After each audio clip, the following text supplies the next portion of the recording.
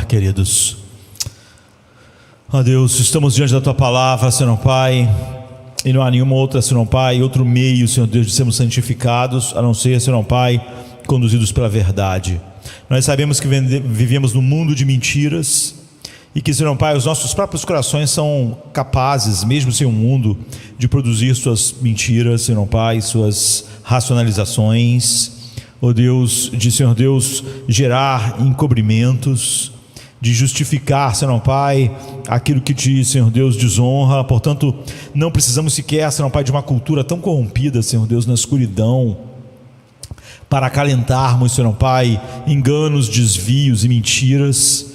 Então nós precisamos totalmente, Senhor Pai, do poder do Teu Espírito, porque tanto dentro de nós, quanto fora de nós, quanto inimigos, Senhor Pai, poderosos, como as potestades deste mundo, no qual esse mundo jaz, ó Deus,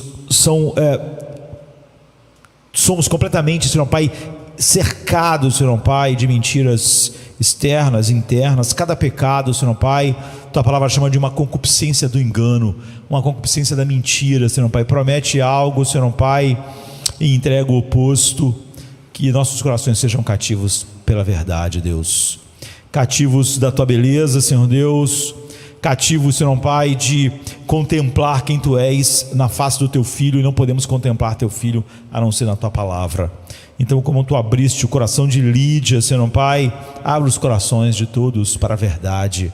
Nós estamos da verdade no início, Senhor Pai, da nossa caminhada, porque nós somos regenerados pela palavra da verdade, mas não precisamos menos da verdade, Senhor Pai, a cada passo do caminho, porque, Senhor Pai, a Tua palavra é lâmpada para os nossos pés e é luz para o nosso caminho, Senhor Deus. Portanto, não podemos dar um passo, Senhor Pai, não só inicialmente, que a gente não confie, Senhor Pai, simplesmente no que a gente já conhece.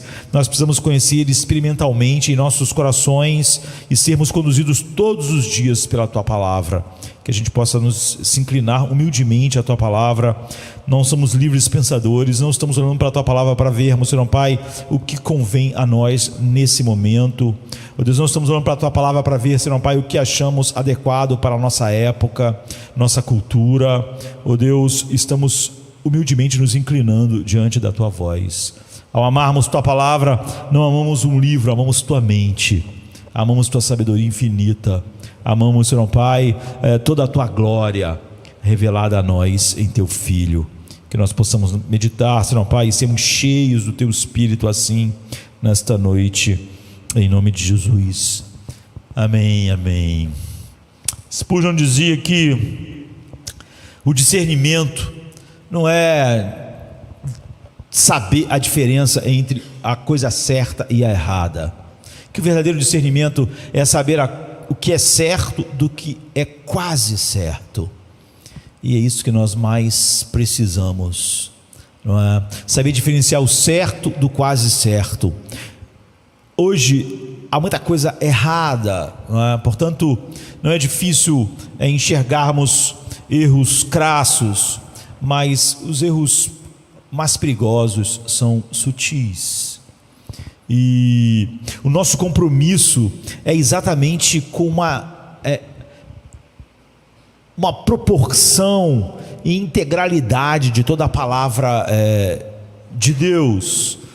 Martin Lloyd-Jones dizia que grande parte dos falsos profetas que enganaram o povo de Israel não enganaram falando mentiras, mas omitindo aquilo que Deus dizia, dizendo verdade sobre Deus, mas deixando aquilo que não era adequado, ou que não iria trazer, ou que iria trazer problemas de fora.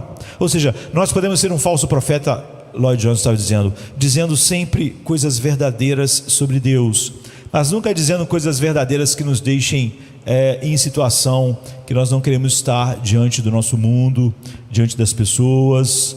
Portanto, nós podemos simplesmente dizer coisas verdadeiras sobre Deus, deixando outras coisas de fora, gerando uma coisa desproporcional entre a verdade, entre cada parte da verdade de Deus tão perfeitamente colocada diante de nós.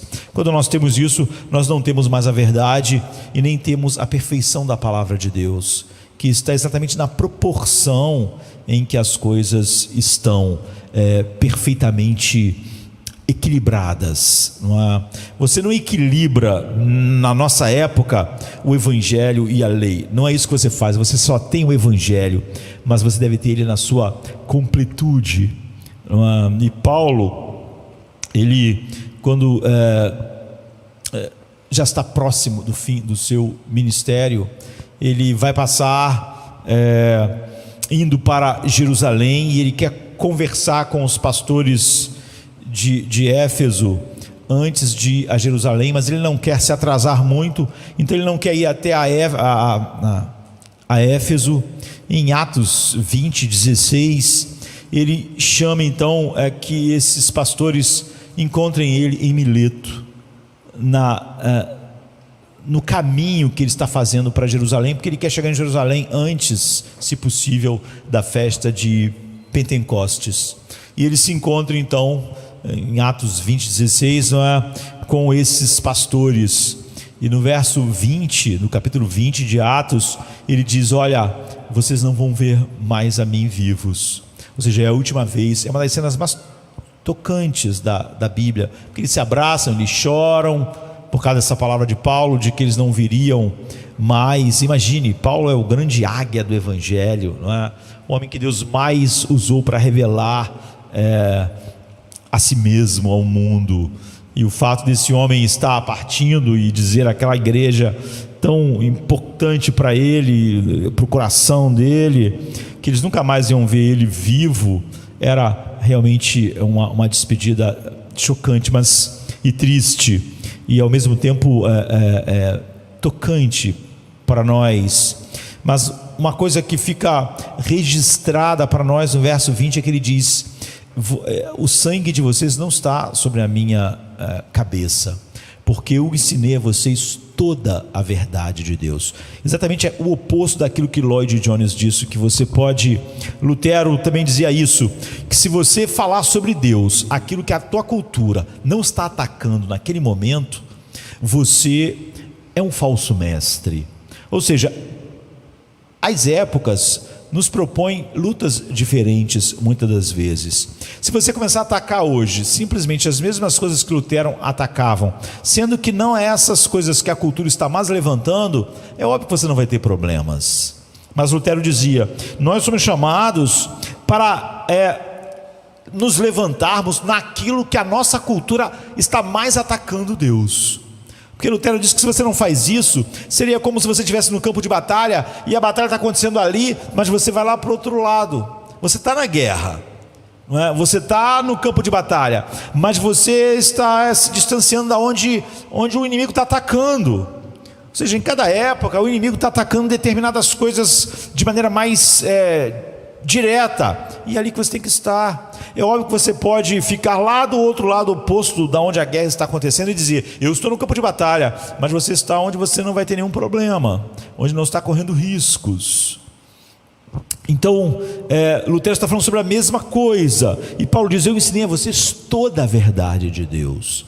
Havia uma proporção correta da verdade, do equilíbrio da verdade de Deus. E nós hoje temos perdido o discernimento, o que Spurgeon disse, a capacidade de distinguir entre o certo do quase certo. Há muita coisa gritantemente errada hoje, mas quando você se volta para muitas pessoas pregando a graça e o evangelho, ela é muito diluída, para que a cultura não fique muito em oposição a você. E isso é ser falso de uma maneira mais perigosa, porque como você fala sobre alguns aspectos da graça, você está mais próximo da verdade, o que é mais enganador. É mais difícil distinguir o certo do quase certo do que o certo do errado, não é? Então, Jesus morreu com propósitos, e nós devemos, como Lutero disse, pregar para nós o evangelho todos os dias. E todas as semanas ele pregava o evangelho, e alguém certa vez perguntou a ele, diz: por que vocês esquecem o evangelho? Só que a gente pode diluir o evangelho.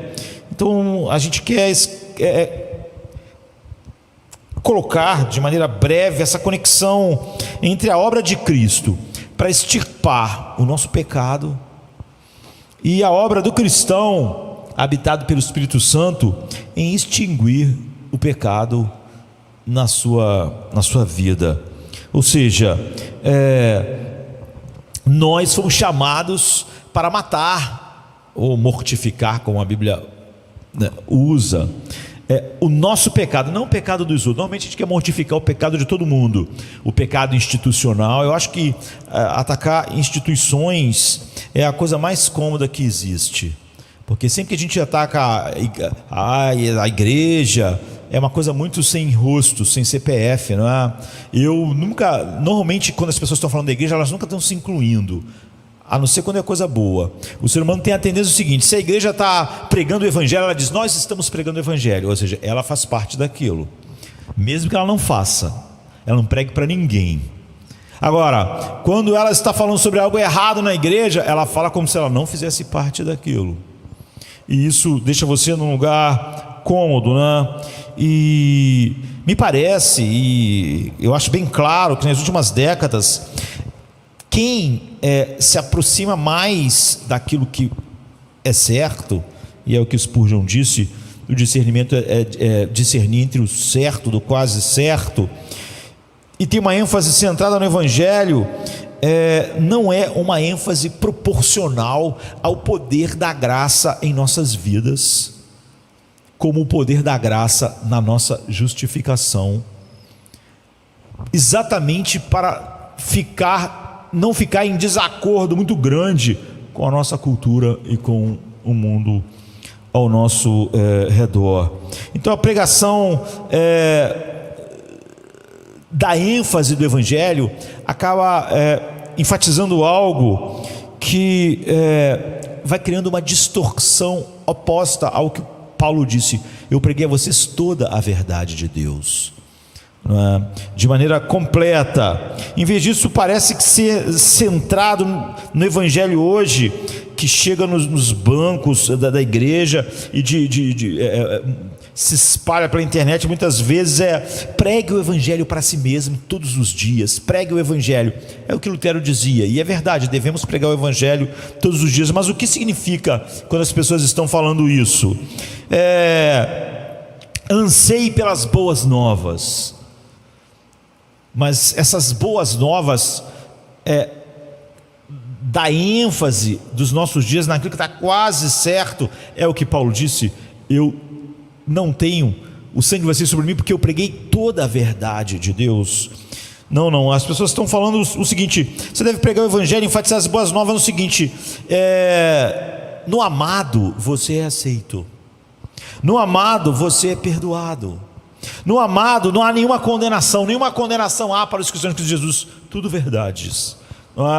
No amado não há julgamento de jeito nenhum. No amado nós estamos absolvidos, nós estamos vindicados.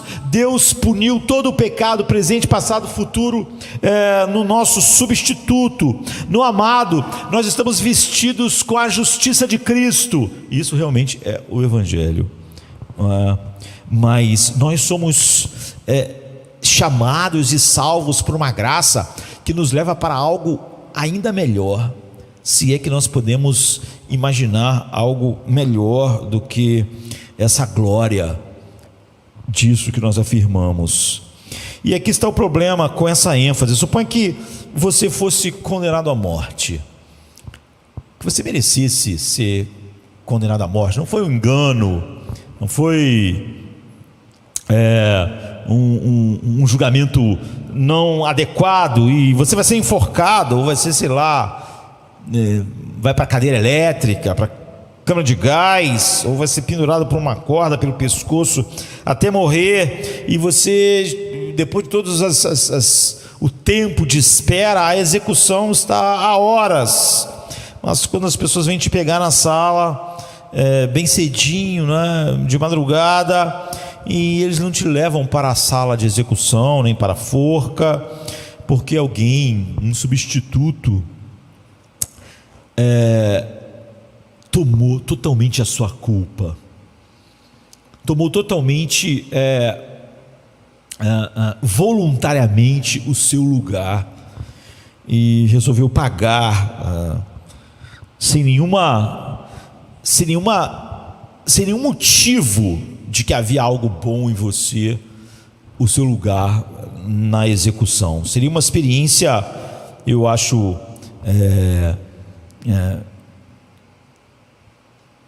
traumática, no sentido de que realmente alguém, mesmo que fosse um homem imperfeito deste mundo, somente tomou o meu lugar e vai pagar pelos meus crimes.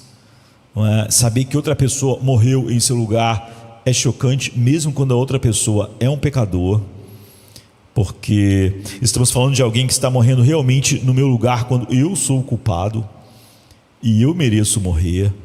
Mas se nós pudéssemos e soubéssemos que essa pessoa é perfeita e que nunca cometeu um pecado sequer, nem um pensamento, quando eu, como Lutero disse, o meu nome é pecado, o meu sobrenome é pecado, e se eu soubesse que mais do que simplesmente um homem, essa pessoa é na verdade o Criador e o Rei do universo, além de criá-lo, e o Rei da glória, então mais ainda, Mas seu coração transbordaria de alegria por estar livre dessa condenação, e você ficaria cheio de lágrimas, de gratidão pelo substituto. Isso seria uma experiência de alegria absolutamente avassaladora e abrangente. Você ser tirado de uma cela achando que está indo para ser morto, numa punição ainda pior do que simplesmente a morte que acabaria com tudo, mas uma morte que duraria, para sempre. Isso seria uma experiência de alegria absolutamente avassaladora. Talvez um ano depois a experiência ainda fosse vívida, naquela hora da execução em que você recebeu aquela notícia inacreditável de que você mesmo não ia pagar pela sua própria culpa, e talvez mais do que um ano depois, 5 anos depois, você ainda acordasse todas as manhãs nesse mundo e fosse para a cama às noites pregando para si mesmo.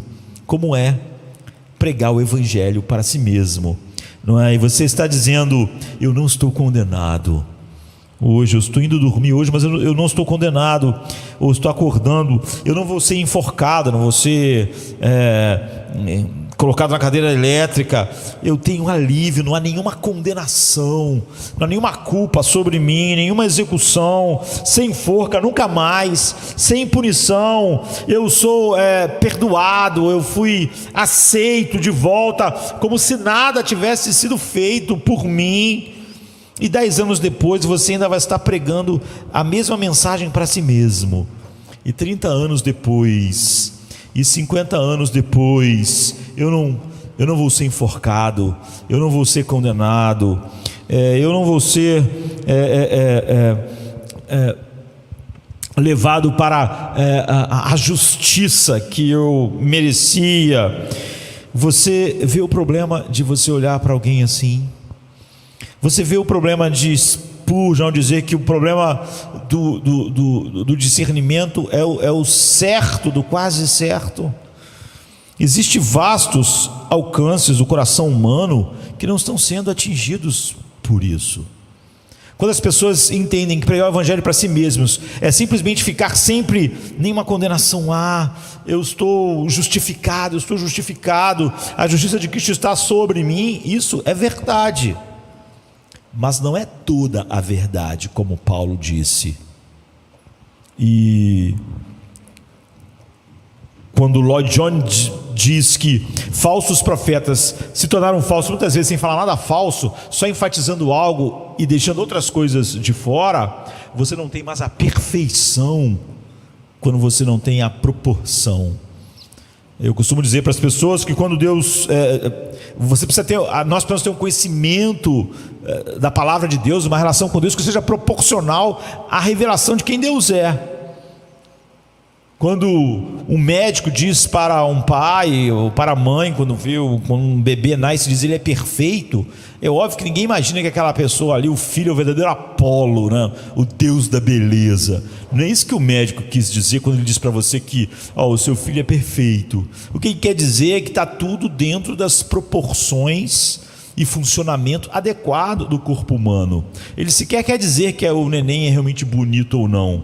Quando ele diz isso, ele quer dizer que está tudo proporcionalmente adequado, que é uma proporção perfeita da espécie humana ali. Se o nenenzinho tivesse uma perna comprida e uma curtinha, ele não ia dizer que está perfeito, porque não há uma proporção, uma perna é maior que a outra, não é perfeito. Se a criança tivesse uma orelha imensa e uma orelha pequenininha, então não é perfeito, não é? Porque era necessário, não importa se a orelha é bonita ou feia, que elas tenham uma proporção, que os olhos estejam alinhados, não é? Que haja uma proporção no rosto, que o tamanho da cabeça esteja proporcional ao corpo. Quando ele diz que está perfeito, ele não está dizendo que aquele ser humano como eu falei, o Apolo da beleza. Ele só está dizendo que está tudo dentro das proporções corretas, como o ser humano tem que ser, como o corpo humano tem que ser, e os órgãos estão funcionando adequadamente, está tudo perfeito, não é? E então você vê o problema. Existem vastos alcances do coração, profundidades, alturas, larguras, como Paulo diz, que nunca podem ser preenchidos, nunca podem ser satisfeitos com simplesmente esse evangelho que fica parado num único ponto, mesmo que esse ponto seja o mais maravilhoso dos pontos, que é a justificação. Não é que é nenhuma condenação há, que eu sou perfeito em Cristo. Devemos ter mais do que uma mensagem de justificação, devemos ter mais do que nenhuma condenação há para os que estão em Cristo Jesus. De jeito nenhum estamos debaixo da culpa novamente, não há mais culpa sobre nós, mas nós devemos ter mais do que isso. Então a justificação pela fé é um meio para algo maior do que ela mesma.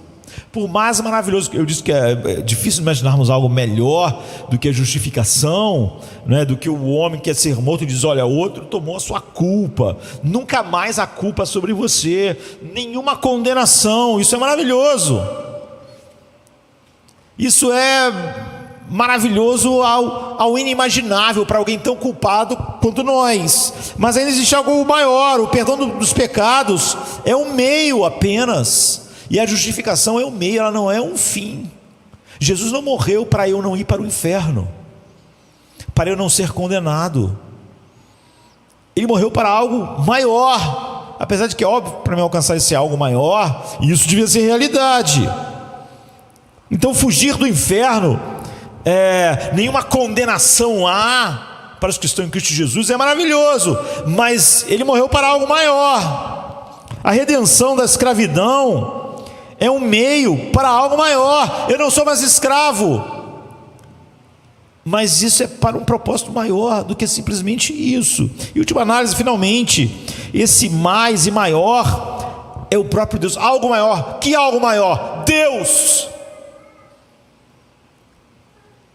No fim das contas, Jesus morreu para me levar a Deus, e não simplesmente para mim não ser condenado, mas para me ser levado a Deus santo e justo, eu devo ser justo. Não deve ter condenação sobre mim, não deve ter mais culpa. Portanto, você vê que isso é o caminho, não é o objetivo. A estrada nunca é o objetivo. O seu objetivo não é ficar andando na estrada, é chegar a um lugar, a um destino. Então 1 Pedro 3,18 coloca assim: Cristo morreu uma vez pelos pecados, o justo pelos injustos, para nos levar a Deus. É a mesma coisa dita de outra forma quando Jesus diz: eu sou o caminho, a verdade e a vida. Aí você pode pensar que ele vai dizer: eu sou o caminho para o céu, mas ele diz: ninguém vai ao Pai a não ser por mim. Eu sou o caminho para o Pai. Se você quer ir para o céu, mas não quer o Pai, eu não sou o caminho para você. Se você quer ir para o céu supostamente um céu que está na sua cabeça. Você quer ir para o céu, mas você não quer a face do meu Pai. Eu não sou um caminho para você, eu sou o caminho para o Pai. Se você anseia pelo Pai, é para isso que eu morri. Você é a pessoa pela qual eu morri. Porque por quem eu morri? Eu morri para levar para o meu Pai, para ter aquela alegria como ele orou naquela noite, né? Que ele foi preso, para que eles desfrutem eles vejam a glória que eu tinha contigo antes da fundação do mundo, para ver Deus, para conhecer Deus, para ter Deus como o amante da sua alma, para desfrutar Deus como um filho desfrutava e ser irradiado com a glória de Deus, para finalmente, em alguma medida, refletir Deus por toda a eternidade, de maneira tão perfeita quanto uma criatura possa refletir a glória de Deus, tornar-se finalmente um eco adequado da excelência de Deus. Irmãos, isso é bilhões de vezes maior do que a justificação, do que o perdão simplesmente, do que eu ir dormir todo dia dizendo eu sou perdoado, eu não sou condenado. Isso está numa altura infinitamente mais alta. Assim como entrar no céu é 1 milhão de vezes maior do que sair do inferno, mas só porque Deus está lá. Porque se eu fosse livre do inferno para nunca estar com Deus, então isso não seria grande. Não há como comparar o prazer de sair da prisão simplesmente para não estar na cadeia. Se eu não posso voltar para a minha esposa, para os meus filhos, estar livre foi bom, porque havia algo bom que a prisão me tirava meus filhos, me tirava minha esposa, me tirava as coisas que eu realmente amo. Eu não amo a liberdade como a liberdade em si mesma. Muitas pessoas estão livres hoje no Brasil e elas são pessoas totalmente infelizes, deprimidas, talvez estejam pensando em se matar, se não estão se matando, e no entanto elas não estão numa cadeia.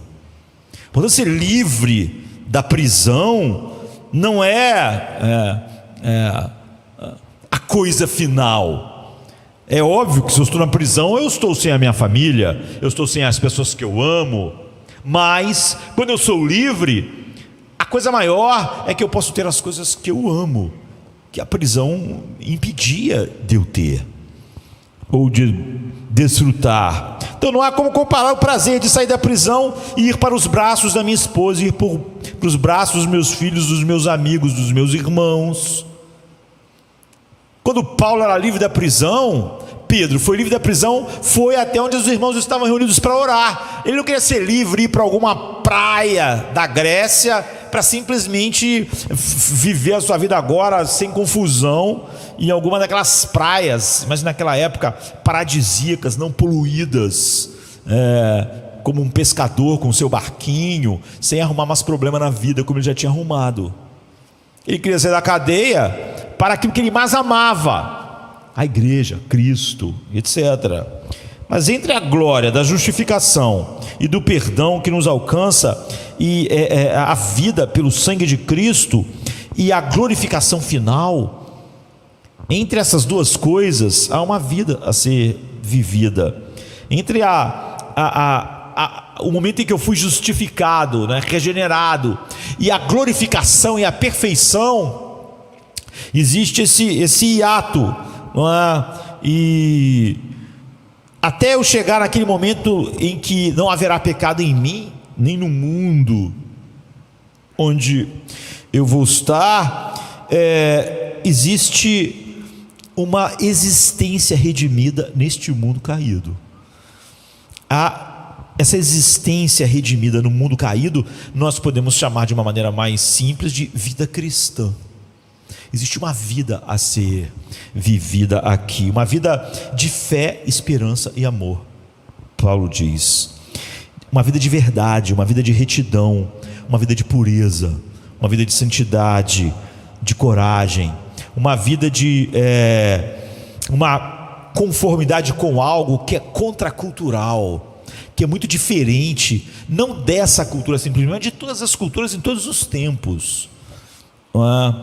Então, é o abraço em tudo que Cristo é contra o egoísmo natural, contra o orgulho natural, contra a ganância, contra a luxúria e umas centenas de formas de mundanismo diferente que se desenvolve e envolve a vida do homem. Então hoje nós temos o que Spurgeon disse, o certo do quase certo, e é óbvio que é muito mais fácil discernir o certo do errado, não é? Mas há um tipo de pregação da graça que é doente, que se concentra em apenas um ponto, e não é o que Paulo disse para os anciãos de Éfeso em Mileto, toda a verdade de Deus. E há também, pode acontecer isso de uma maneira doentia, no sentido oposto, e acontece muito também, mesmo quando as pessoas dizem estar falando sobre a graça, que é uma pregação doentia que se concentra, por exemplo, na santidade da vida, mas que não é conectada ao Evangelho, de uma forma que falha em deixar clara a conexão efetiva entre a obra de Cristo, como aquele que cancelou o pecado, mas que também comprou para nós o Espírito, a habitação do Espírito, para que nós matássemos os pecados que foram cancelados judicialmente diante de Deus na nossa justificação. E essa pregação de santidade sem a clareza do Evangelho, ela é totalmente pecaminosa, não importa quais são as intenções de quem o faz, porque não esclarece a relação entre o pecado cancelador, o cancelador dos pecados, que é Cristo, com agora o fato de eu matar os pecados que eu não cancelo, e que não estou buscando a aceitação de Deus, ou méritos diante de Deus, méritos comparáveis às outras pessoas. Eu vejo só um cancelador de pecados em minha vida, e só ao cancelar, vejo que Ele comprou também a graça e o poder e a habitação do Espírito para eu lidar com esse pecado na minha vida, esse pecado que não me condena mais. E portanto a santidade nesse tipo de pregação, ela se torna-se um fardo para as pessoas.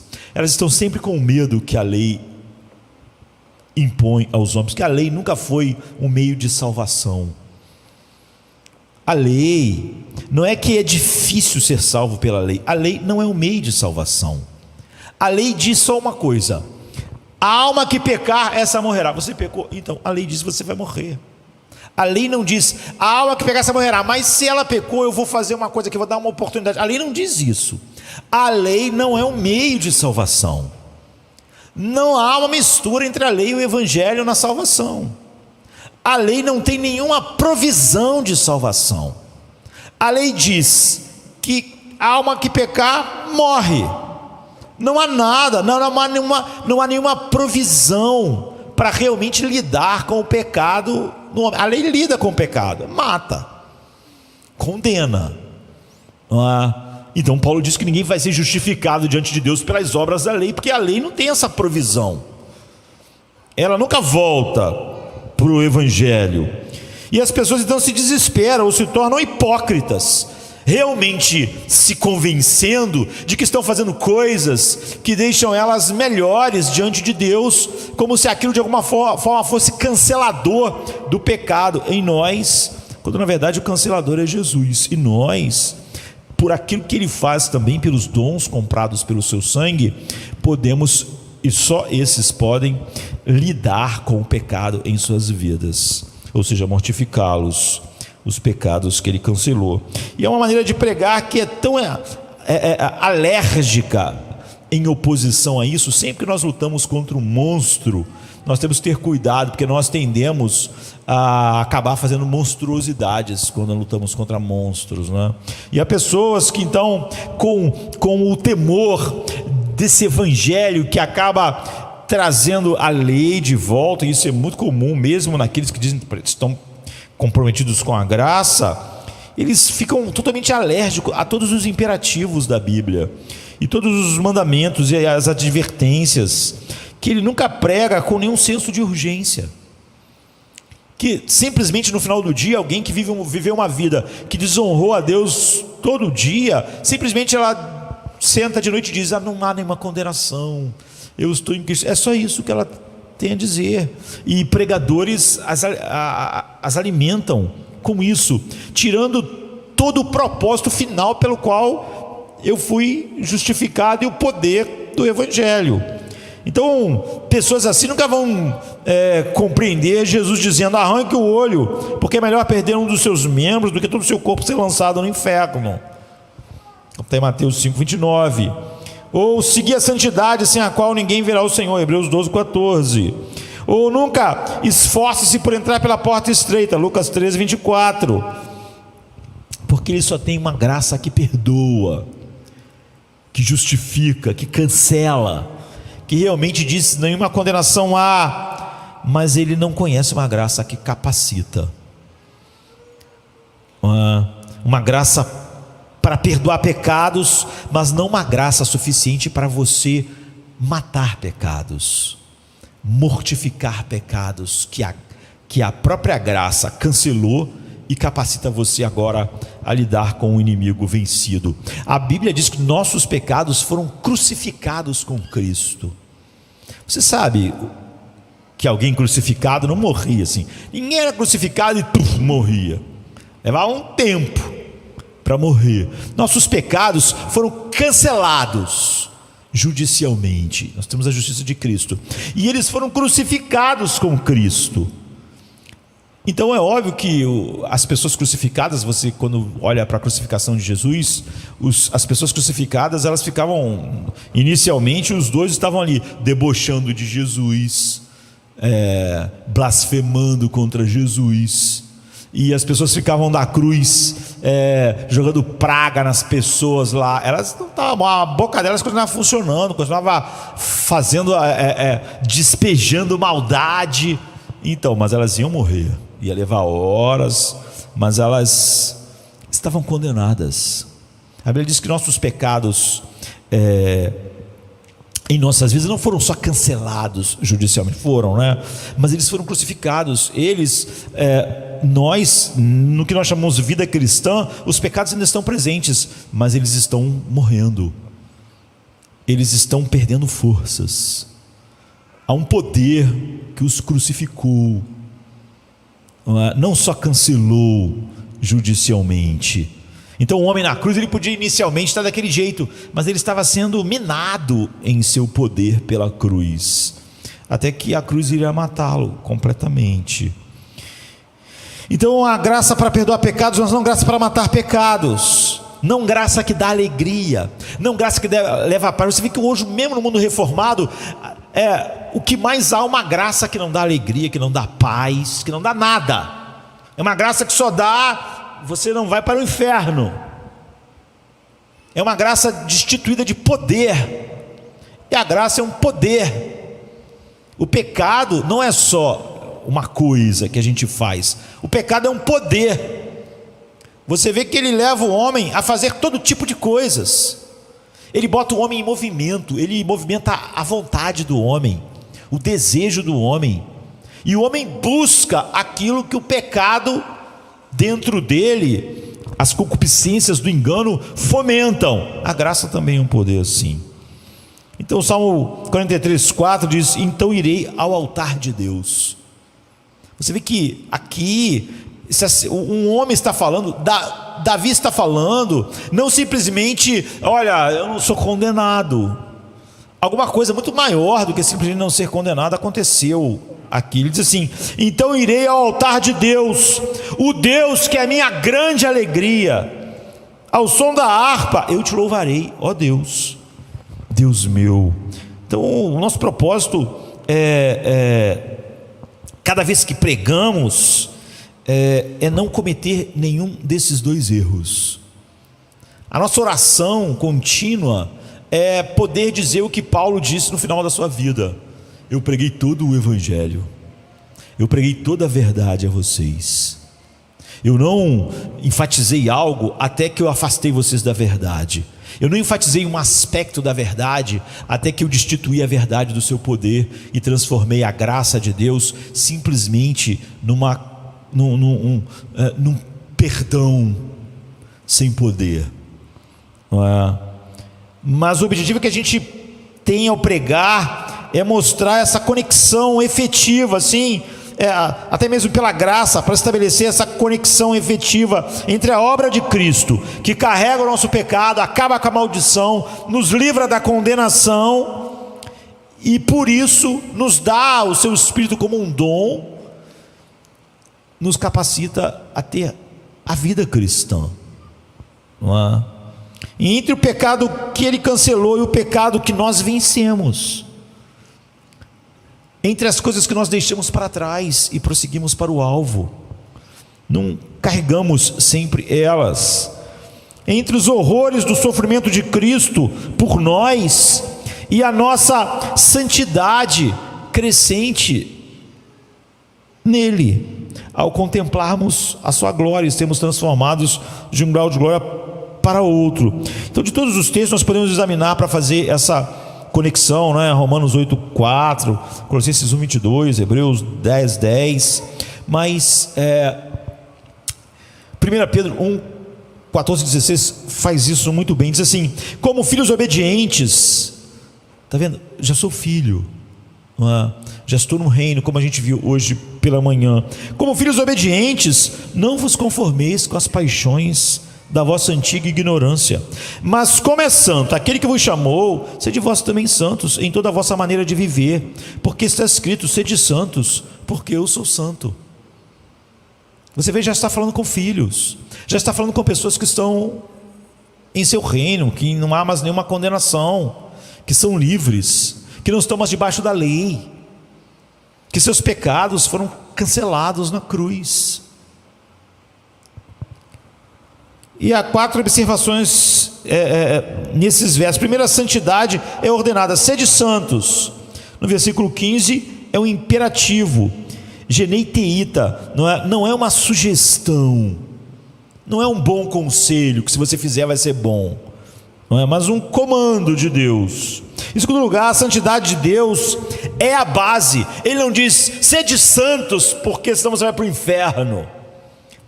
Ele está falando com os seus filhos: sede santos, porque eu sou santo. Essa é a razão. Essa é a razão para o coração que é salvo totalmente pela graça ansiar por santidade. A razão que ele dá é baseada nele mesmo.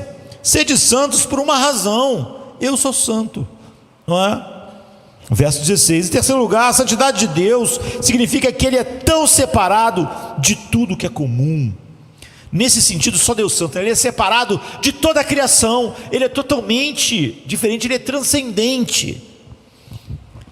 Na verdade, Ele é separado de tudo que é criado, como aquele que é o Criador de tudo, e não, aquele que dá a vida, mas não recebe vida de ninguém, aquele que dá tudo, que tudo tem na existência, e ele mesmo não recebe nada de tudo que existe, porque tudo que existe é sustentado por ele, e ele não pode ser sustentado por aquilo que ele sustenta. Ou seja, ele é santo, ele está numa classe à parte, ele é único.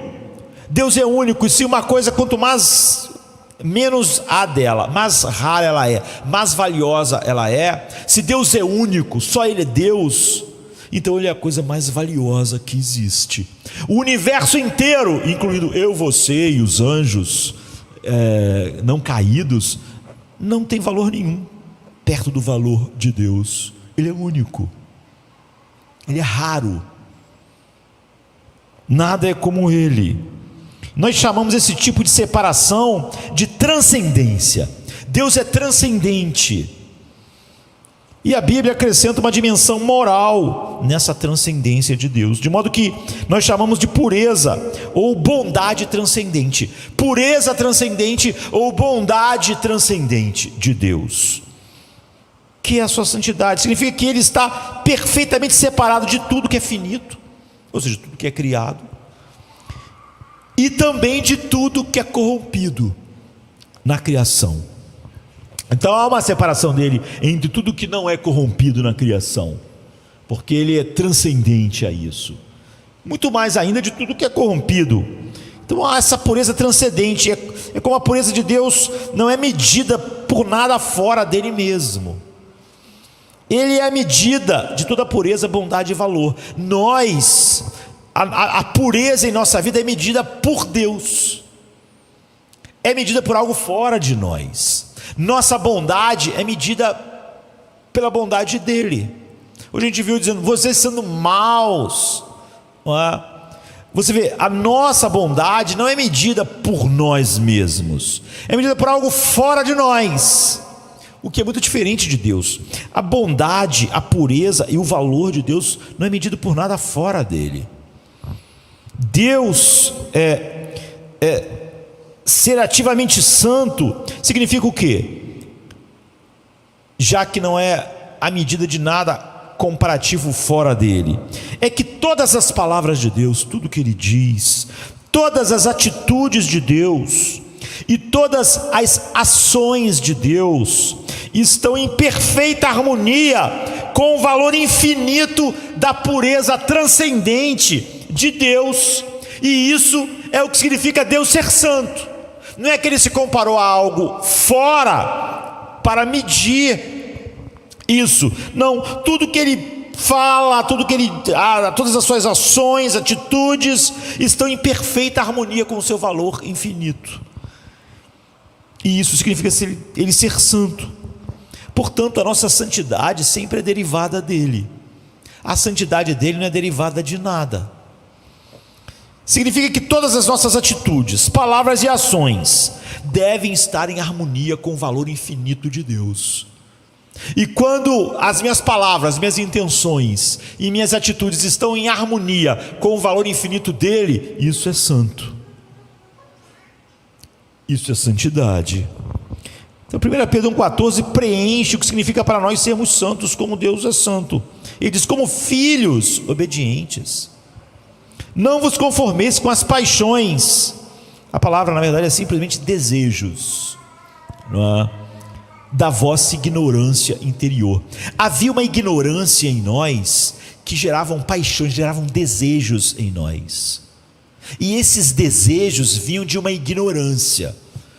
Aqui ainda não disse ignorância do quê? Como filhos obedientes, não vos conformeis com as paixões, com os desejos da vossa ignorância interior, desejos profanos que fluíam da ignorância. Que ignorância? A ignorância do valor infinito de Deus. O que ele diz é que antes de nós sermos regenerados, havia em nós uma ignorância de que há o valor infinito em Deus.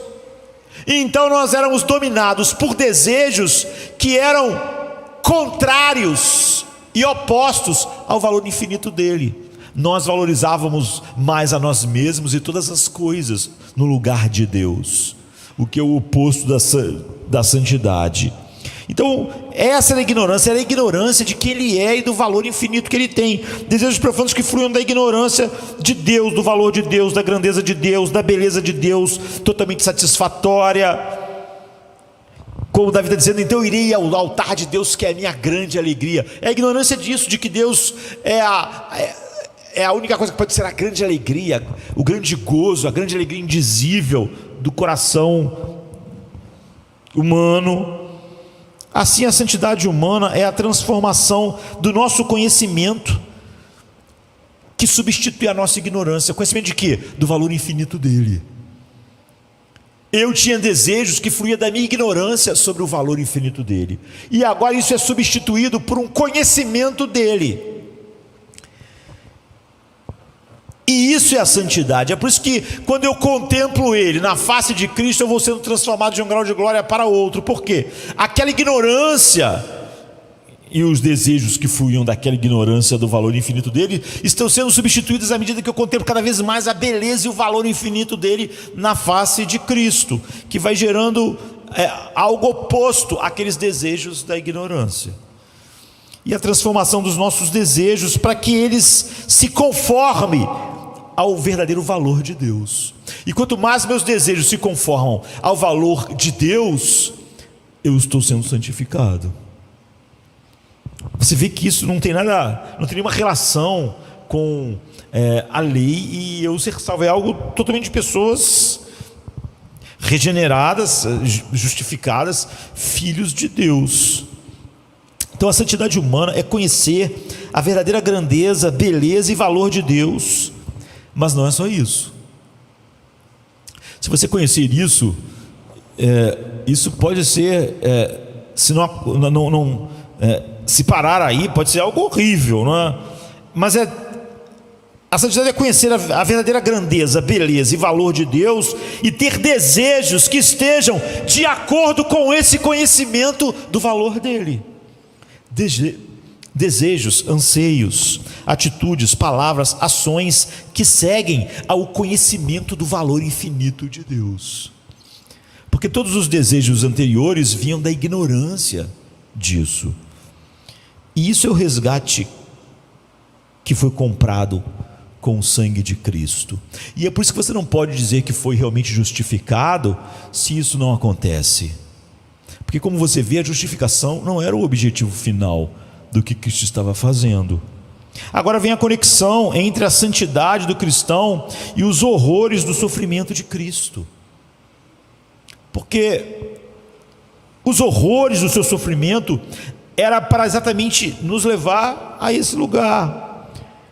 E ele dizia: se invocais por Pai aquele, se vocês são filhos, que sem acepção de pessoas julga segundo a obra de cada um, andai em temor durante o tempo da vossa peregrinação, sabendo que não foi com coisas corruptíveis, como prata e ouro, que vocês foram resgatados daquela maneira fútil de viver que fluía da ignorância. Vocês foram libertos daquela maneira fútil de viver, que era a maneira de viver que não via o valor infinito de Deus. Você vê, não foi só perdão, você vê, vocês foram resgatados daquela maneira fútil, da ignorância do valor infinito de Deus que gerava desejos. Vocês foram resgatados dessa vã maneira de viver na ignorância, que por tradição recebeste dos vossos pais. Vocês foram resgatados disso não como uma coisa corruptível, mas com o precioso sangue de Cristo, como de um cordeiro imaculado e incontaminado. Ou seja, você vê, o sangue de Cristo não só me libertou da culpa do pecado, mas daquela vã maneira de viver, ou seja, da vida que eu tinha, que fluía da ignorância do valor infinito de Deus. Portanto, o sangue de Jesus que me tirou e tirou de mim toda a culpa, nenhuma condenação, ele também me libertou da maneira de viver, da maneira fútil que eu vivia, quando eu vivia na ignorância do valor infinito de Deus. Agora observe então cuidadosamente que há duas maneiras pelas quais Pedro faz essa conexão entre o sangue de Cristo, que é o resgate, e a nossa vida, que o poder da graça vai produzindo, não é? Resgatado da maneira fútil de viver. Primeiro está no versículo 18, onde ele diz: fostes resgatados dos caminhos fúteis herdados dos vossos antepassados.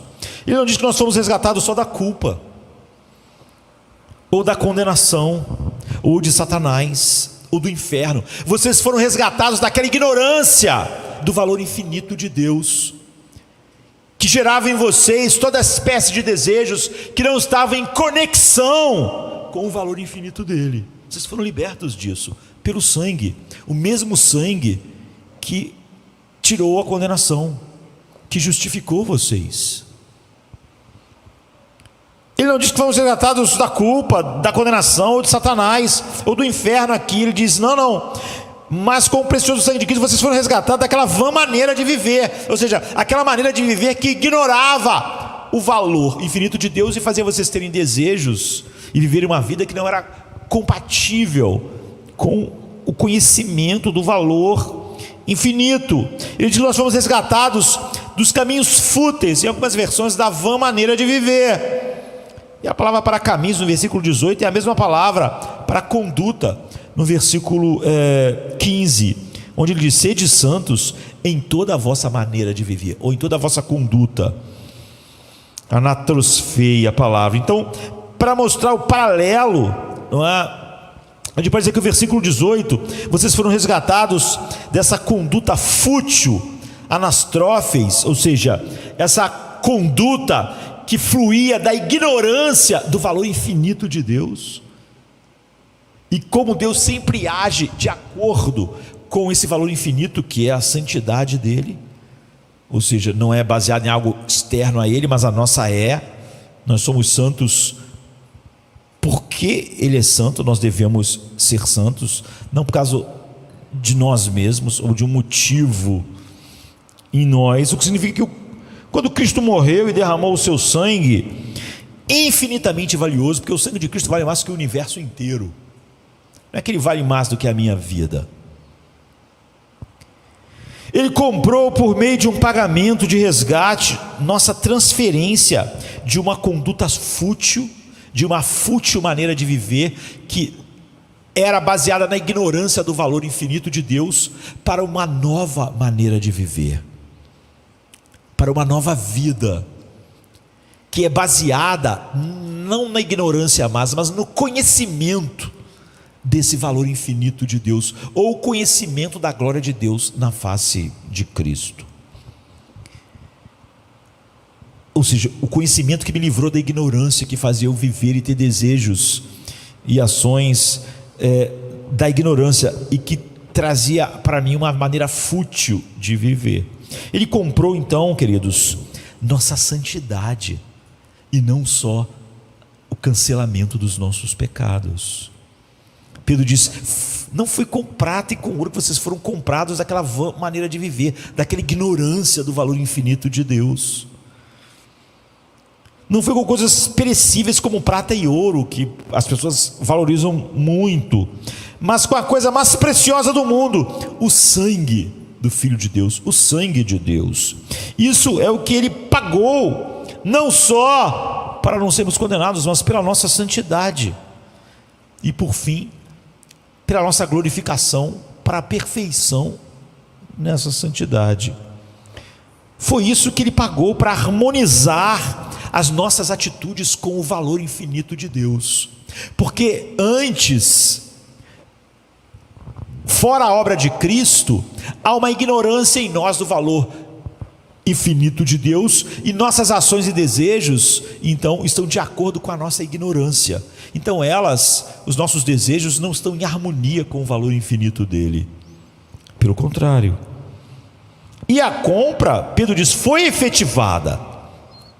Então a compra foi feita, ela é eficaz. Se ela é eficaz para não haver nenhuma condenação, é o mesmo sangue, ela é eficaz para me livrar da vã e fútil maneira de viver. Você não pode separar Cristo, nem o que o sangue dele comprou, dizendo que o sangue dele foi capaz de comprar algumas coisas, mas o sangue dele não foi eficaz para comprar outras coisas que a Bíblia está dizendo que o sangue dele comprou. Portanto, você não pode dizer que você foi justificado, mas você vai viver na maneira fútil de viver, porque você continua na ignorância do valor infinito de Deus, já que ele comprou todas essas coisas com o seu sangue, para as mesmas pessoas. Ele disse que meu objetivo era um tipo de que o objetivo da nossa vida, e deve ser o objetivo da nossa pregação, é que deixe clara essa conexão. Cristo, para extirpar o pecado, e a obra do cristão agora, para uma vida que não reflete aquela ignorância, aquela vã maneira de viver, ou seja, a mortificação dos nossos pecados. Então o pagamento do resgate de Cristo não foi um fracasso, ele não derramou seu sangue em vão, ele obteve o que ele pagou, e o que ele pagou não foi só o cancelamento do nosso pecado. Ele obteve um povo que agora foi livre da ignorância para ver o valor infinito de Deus e ter então agora desejos ações e atitudes que cada vez mais, de uma maneira crescente, reflitam o valor infinito de Deus. Então tudo em nós, é óbvio, que está com um espaço enorme para crescer. Então eu iria ao toque de Deus, que é minha alegria, mas essa alegria vai crescer. O Deus que eu sinto, conheço o seu amor, mas esse conhecimento está crescendo e vai crescer. Paulo orava para que os efésios, Deus os enchesse com o poder do Espírito, para que eles conhecessem o amor de Cristo.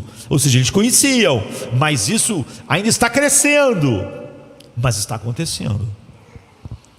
Então a santa conduta do povo de Deus é certa. Por quê? Não é porque eles estão tentando ser salvos, sempre tentando, voltando para a lei. Como eu disse, a lei não tem provisão de salvação. Voltar para a lei, nós estamos mortos para a lei só podia nos condenar, e ela nos condenou, e nós morremos em Cristo. A punição da lei foi porque a lei nunca teve o propósito e nenhuma provisão de salvação. A lei dizia que quem pecar morre, e nós somos pecadores. A lei não tem nenhum caminho de salvação para nós. A lei tem uma sentença. Então por que eu fui resgatado? A gente diz que há duas maneiras pelas quais Pedro faz essa conexão nessa passagem entre o sangue de Cristo e o resgate e a nossa santidade. A primeira é que por seu sangue ele efetivamente resgatou o seu povo de uma conduta fútil, ou seja, de uma conduta que fluía da ignorância do valor infinito de Deus, para uma conduta santa. Ou seja, uma conduta que, como agora eu sinto o valor infinito de Deus, vejo esse valor infinito, vejo sua santidade, eu tenho desejos, anseios que estão de acordo com esse valor, porque eles são a minha glória e a minha alegria. Ele efetivamente obteve a santidade então do seu povo pelo seu sangue. Agora, o segundo caminho é visto na conexão lógica entre o verso 17 e 18, que diz, na segunda metade do verso 17, ele dá um comando: portai-vos com temor durante o vosso exílio, durante o tempo que vocês estão no mundo. Isso é, sede santos, porque Deus é santo. Você vê que você podia pegar esses dois versículos e colocar eles juntos. Como eu disse, a razão da nossa santidade não está em nós mesmos, a de Deus está nele mesmo. Ele age, tudo que ele faz está de acordo com o seu valor infinito. A nossa está porque ele é santo. Ou seja, nós temos agora as nossas ações, motivações, desejos vêm da libertação da ignorância que nos cegava para o valor infinito dele. E depois vem um particípio que funciona como fundamento, no versículo 18a: sabendo que vocês foram resgatados dessa vã maneira de viver. Vocês foram libertos da ignorância que fazia vocês não saber e não conhecer o valor infinito de Deus, e por isso tinham desejos e eram controlados por desejos que fluíam da ignorância do valor infinito de Deus. Assim, a lógica que conecta os dois versos é: portai-vos de maneira santa, porque vocês sabem que vocês foram resgatados dos caminhos fúteis da ignorância do valor infinito de Deus. Essa é a pregação, essa é a pregação da graça. Pedro clama para suas congregações, já que ele está escrevendo para as igrejas em Ponto, Galácia, Capadócia, Ásia, Bitínia, e não para uma igreja só, para todos nós. Ele clama por um imperativo claro: portai-vos no temor de Deus. Seja santo, porque o seu Deus é santo. Dobre a sua vida em harmonia com o valor infinito que ele tem em Cristo.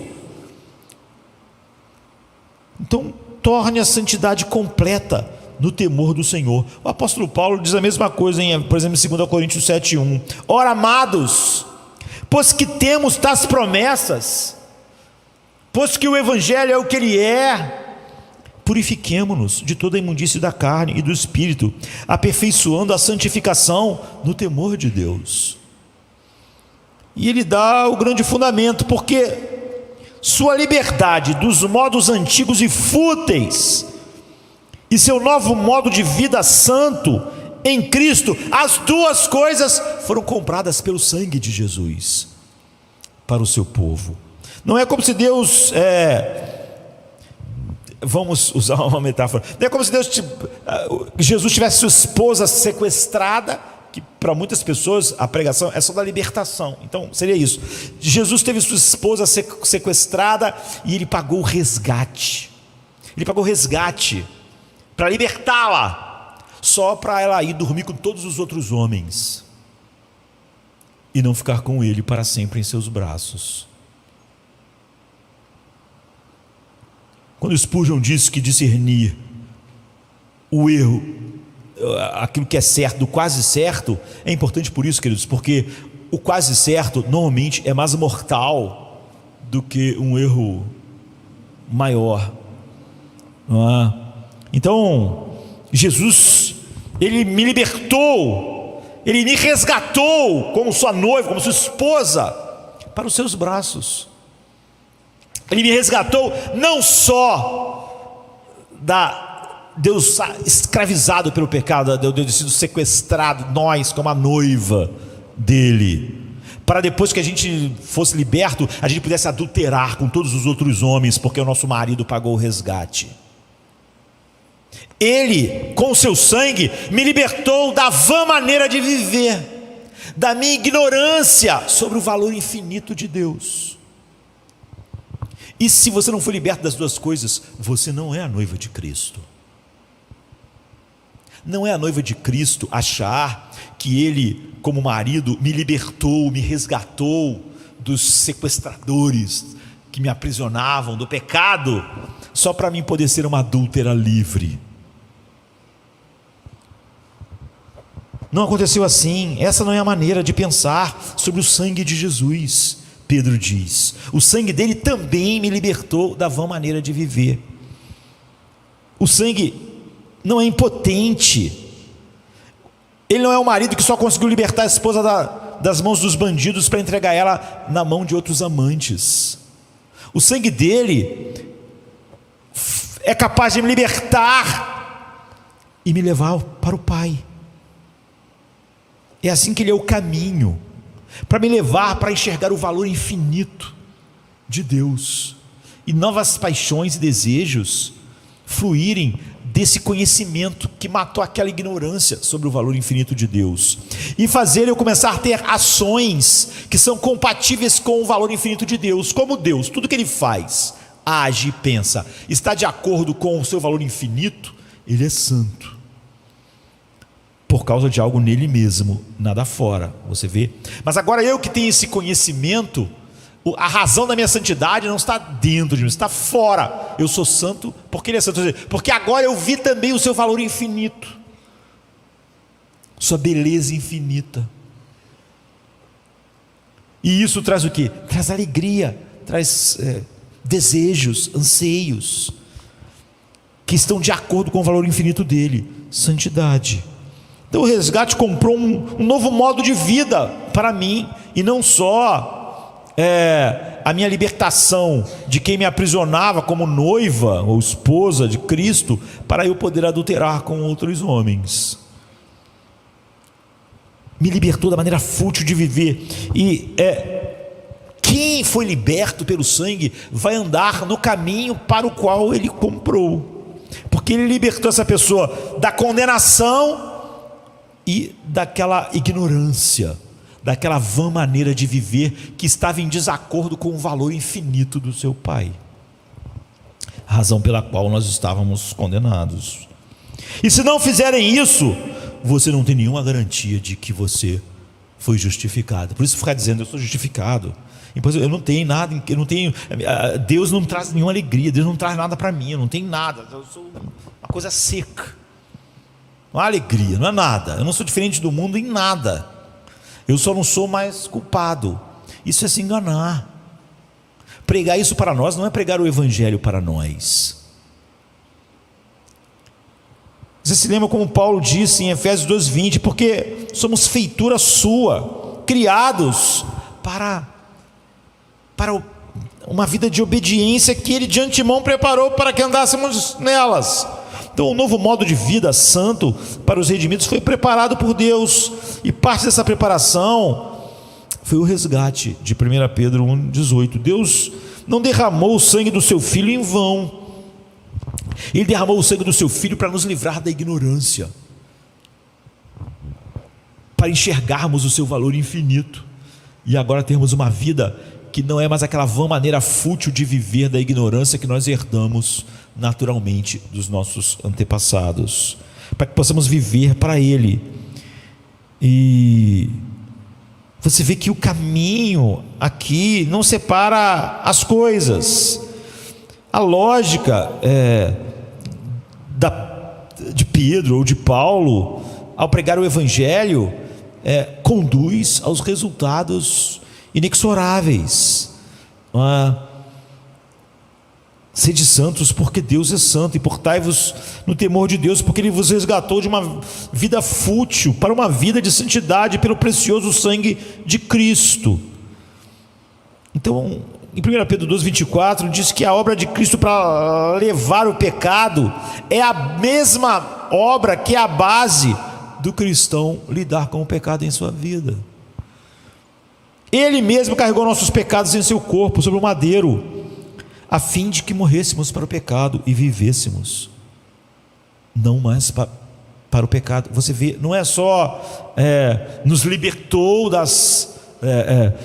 escravidão lá para nós sermos, como eu disse, uma esposa que agora pode adulterar, porque foi livre.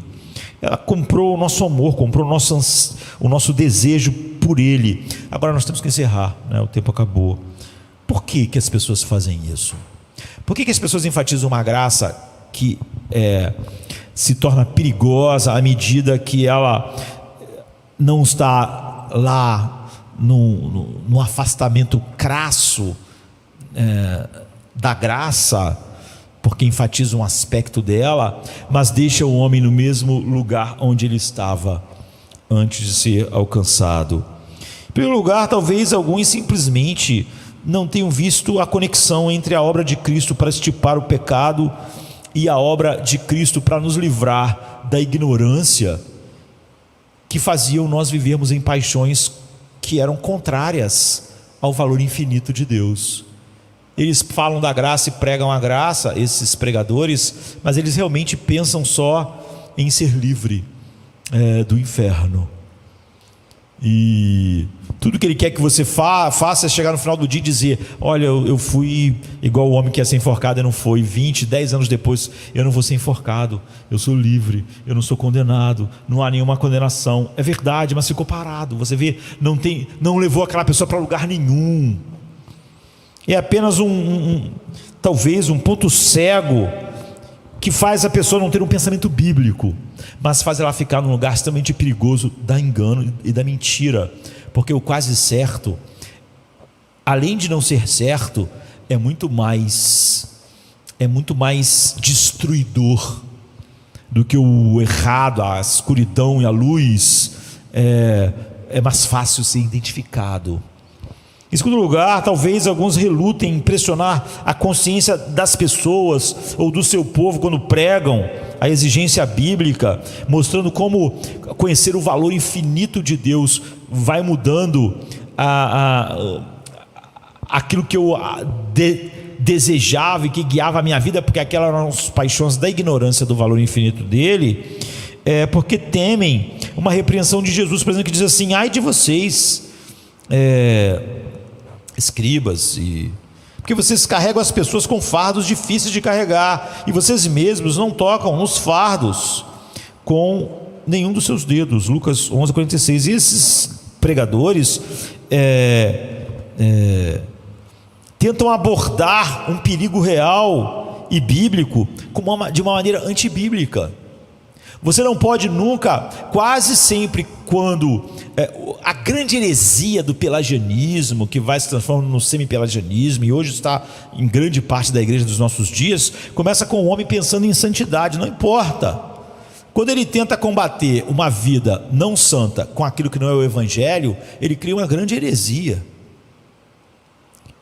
E pastores que tentam, com medo de fazer isso aqui, né, de criar fardos da lei, mas que aí deturpam o evangelho, estão fazendo um belo serviço para o diabo. E você não busca um perigo de ser antibíblico com outra coisa antibíblica. O ponto dessa mensagem é que a luta cristã pela santidade está ligada ao perdão de pecados de uma maneira gloriosamente única do evangelho. Portanto, é impossível acontecer o que Jesus está dizendo aqui que os fariseus estavam fazendo, porque isso não é encontrado, isso que Pedro está ensinando e Paulo não é encontrado nem na lei, mas em nenhuma religião.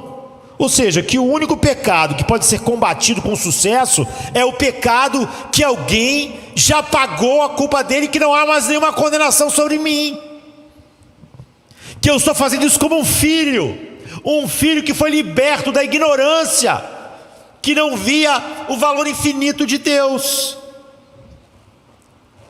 E não apenas isso, mas também porque o perdão foi assegurado infalivelmente pelo sangue de Cristo. Então, se o sangue de Cristo foi suficiente para cancelar o pecado, ele é suficiente para a vitória, para conceder a vitória de cada vez mais eu ver o valor infinito de Deus e agir de uma maneira que esteja de acordo com esse valor infinito.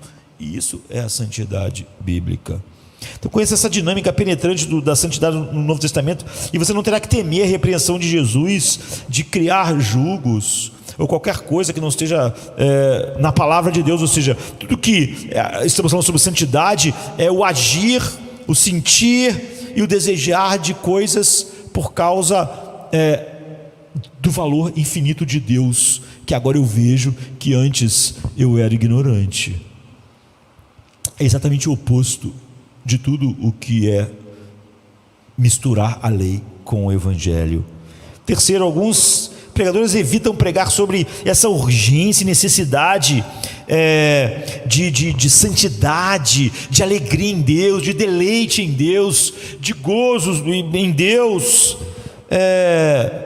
porque nós nos sentimos bem com os nossos pecados se todo mundo falar a mesma coisa. Por exemplo, hoje em dia todo mundo incentiva e justifica a tristeza e falta de alegria em Deus em todo mundo. Por quê? Porque a pessoa não tem alegria. A única maneira dela se sentir bem é se todo mundo falar: também não me sinto, também não tenho alegria em Deus. Graças a Deus, eu não tenho alegria em Deus, vocês não têm alegria em Deus, então está tudo bem, porque ninguém tem alegria em Deus. Portanto, na maioria das vezes, quando não se enfatiza algo que a Bíblia enfatiza, é porque, como eu não vejo aquilo em mim, eu quero que, tomara que ninguém sinta isso também, porque essa é uma maneira de eu pensar. Se ninguém sente, então de alguma maneira a Bíblia deve estar errada, e todos nós estamos bem em nos sentir paz, alegria e gozo em Deus, e sermos infelizes e sem nenhuma paz como o mundo à nossa volta. Ou eu não posso falar que a graça pode me libertar e libertar as pessoas da pornografia, porque eu não fui liberado da pornografia. Então, como eu mesmo não fui liberado da pornografia, para me sentir bem com a não liberdade da pornografia, eu tenho que fazer crer que todo mundo só tem que sentar de noite e dizer: obrigado por não haver nenhuma condenação. Eu não consigo nunca lidar com a pornografia, mas eu estou livre, não há nenhuma condenação, porque assim eu me sinto melhor.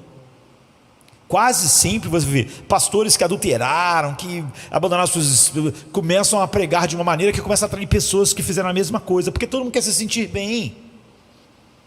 E aquele pastor não vai poder mais enfatizar as coisas, e ele vai atrair pessoas, ele também nunca vai falar nada contra algo que ele mesmo fez, e que de alguma maneira ele acalenta. Se você é desonesto em seus negócios, é melhor você acreditar que todos os cristãos são um pouco desonestos, e que o sangue de Jesus não pode lidar com isso. Nós somos salvos e nós somos um pouco desonestos nos negócios. Então todo mundo se consola no fato de que o outro também é igual a ele, em vez de pensar: será que todos nós não estamos perdidos? Será que todos nós não enxergamos nenhum valor infinito em Deus? Será que não há realmente nenhuma diferença entre nosso coração antes e depois da suposta justificação em nossa vida que a gente diz? Será que eu escrevo livros exaltando a tristeza e a depressão simplesmente porque realmente eu não vejo nenhuma diferença? Não é que a Bíblia diz que o cristão não luta com tristezas e ansiedades, mas diz como lutar contra essas coisas. Ou seja, não diz que o cristão não experimenta determinadas coisas, mas que ele vai saber lidar com elas, porque ele tem maneiras. Não diz que o cristão não peca, por exemplo, mas diz que ele tem maneiras de lidar com o pecado agora, de vencer, e de cada vez as suas atitudes estarem mais de acordo com o valor infinito de Deus, e que isso é um poder muito maior do que o poder do pecado, e de que isso vai fazendo a vida do justo, do justificado, ser como a luz da aurora. E é óbvio que eu não recomendo o evangelho para as pessoas, para os dramas da sua vida, porque como eu não estou encontrando no evangelho para mim como pregador isso, agora você vê, antes os pregadores começavam a dizer que as pessoas eram assim mesmo, que é muita tristeza, muita não sei o quê, muita falta de paz em Deus. Agora virou a moda dos próprios pregadores dizer: nós também não temos nenhuma paz, os pastores são muito sozinhos, são arrasados, não têm recursos. Mas João escreve para a igreja, diz: olha, eu escrevo para vocês para que a comunhão de vocês seja com o Pai, para que vocês tenham comunhão conosco, e não para dizer: ó, estamos todo mundo sem poder, sob um evangelho sem nenhum poder.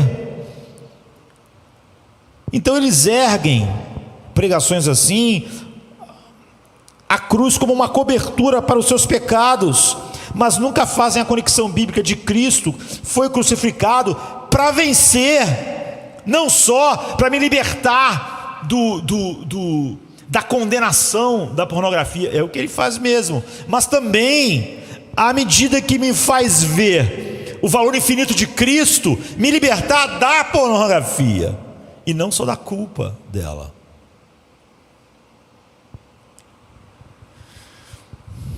E da desonestidade, e da falta de paz, e da falta de alegria, e de todas as coisas que eram o normal na minha ignorância do valor infinito de Deus. Mas à medida que eu vejo esse valor infinito mais e mais, tudo está entrando em conexão com esse valor infinito de Deus, de uma maneira crescente.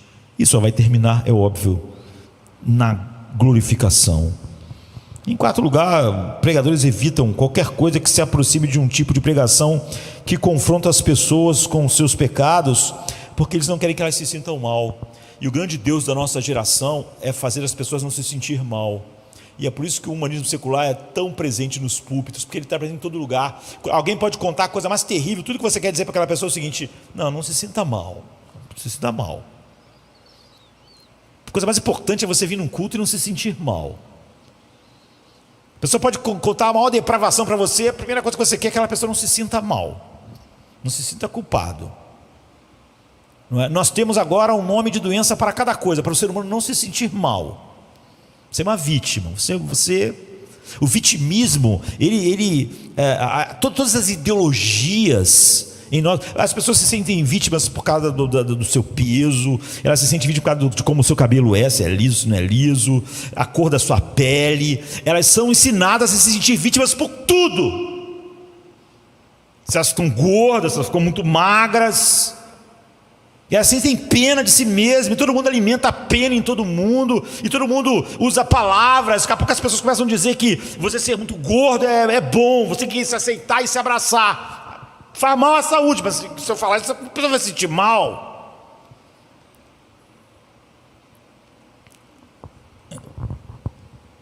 Então todo mundo quer que todo mundo se sinta bem, o que causa dificuldade.